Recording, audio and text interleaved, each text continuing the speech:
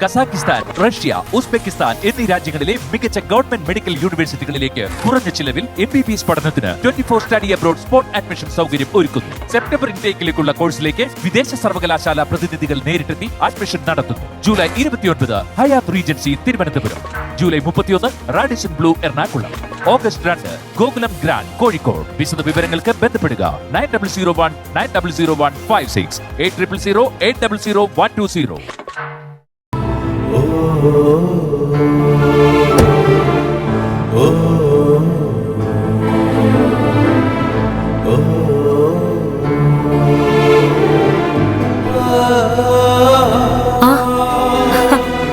ഇതാരാ വന്നിരിക്കുന്നെ? എന്റെ ഒരേ ഒരു പെങ്ങളോ? അടുത്ത വഴക്കിനുള്ള കാരണം മേഘൻ ഉണ്ടാക്കിയോ? ഉണ്ടാക്കി കാണും. അത് മുൻകൂട്ടി ഇവിടെ ഒന്ന് മേഘൻ അറിയിച്ചല്ലോ. അയാളെ മഞ്ജുനെയും തമ്മിൽ നമ്മൾ വേർപിരിക്കാൻ ശ്രമിക്കുന്നു എന്നല്ലേ അയാൾ പറയുന്നത്? അവൻ അങ്ങനെ പറയുന്നുണ്ടെങ്കിൽ അതിലെന്തെങ്കിലും കാരണം കാണും. വഴക്കിടാനൊന്നും വയ്യ. അത് മറ്റൊന്നും കൊണ്ടല്ല, വഴക്കിട്ട സംസാരത്തിന്റെ ലെവല് മാറും.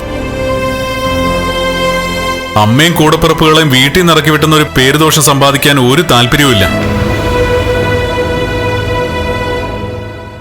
അതൊക്കെ പോട്ടെ, നിന്റെ മുഖത്ത് ആ പഴയ ദേഷ്യമൊന്നുമില്ലല്ലോ. ആ അതന്നെ ഞാനും ശ്രദ്ധിച്ചത്.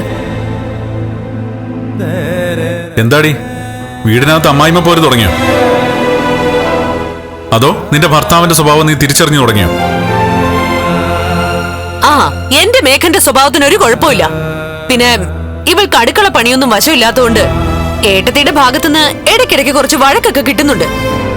ആ, ഏട്ടത്തിയെ കുറ്റപ്പെടുത്തിയിട്ടും കാര്യമൊന്നുമില്ലല്ലോ.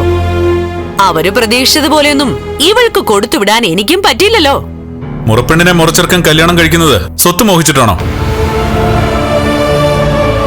അങ്ങനെയെങ്കില് ആ ബന്ധത്തിന് എത്ര നാളത്തെ ആയുസുണ്ടാവും അമ്മേ? മേഘൻ ഇവളെന്ന് വെച്ചാ ജീവനാ.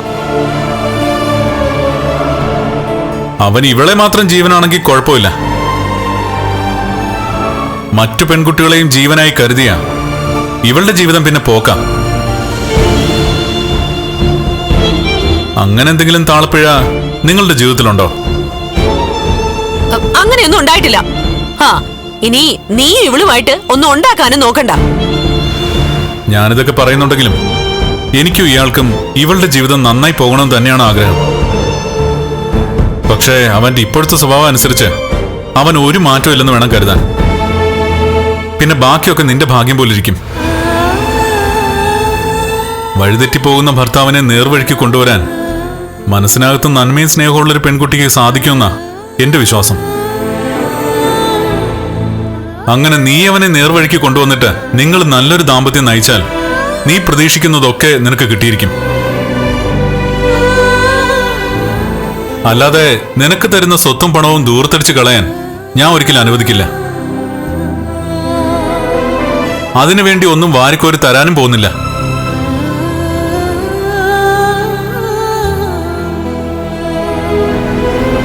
മഞ്ജുന് വിശേഷമൊന്നുമില്ലല്ലോ?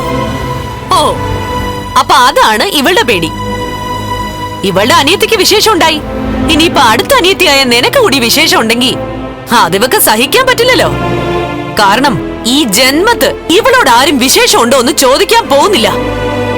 അതിവൾക്ക് നന്നായിട്ട് അറിയാം. മഞ്ജുവിന്റെ മട്ടും ഭാവവും കണ്ടിട്ട് ചോദിച്ചു പോയതാ. അത് ഞാനിങ്ങനെ തിരിച്ചെടുത്തിരിക്കുന്നു.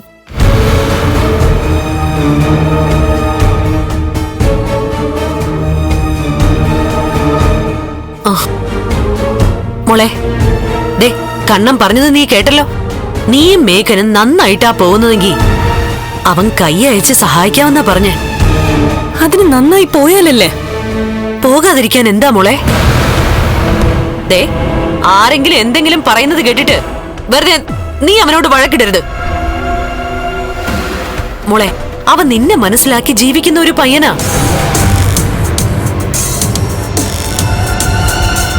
മോളെ, നീ ഒരു അമ്മയായി കഴിഞ്ഞാൽ അവൻ കുട്ടിക്കളിയൊക്കെ അവസാനിപ്പിച്ച് നിന്നെയും കുഞ്ഞിനെയും പൊന്നുപോലെ നോക്കും മോളെ.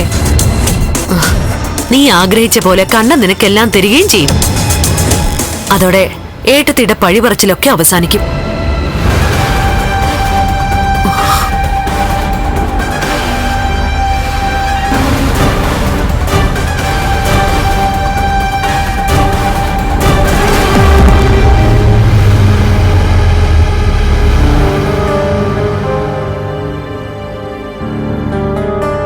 അതെ, അവൾക്ക് എന്തോ സംഭവിച്ചിട്ടുണ്ട്. അല്ലെങ്കിൽ അവളുടെ സ്വഭാവം ഇതല്ല. നമ്മളെ കാണുമ്പോ ഇത്രയും സമാധാനത്തോടെ സംസാരിക്കത്തുമില്ല. മേഘനൊത്തുള്ള അവളുടെ ഈ ജീവിതം എവിടെ വരെ പോകുന്ന ഞാൻ നേരത്തെ കുറിച്ചിട്ടതാ. അവനൊരിക്കലും അവളോട് ആത്മാർത്ഥത കാണിക്കാൻ പറ്റില്ല. അവളോടൊന്നല്ല, ഒരു പെണ്ണിനോടും അവൻ സത്യസന്ധത കാണിക്കില്ല, അവരുടെ പണത്തോടല്ലാതെ.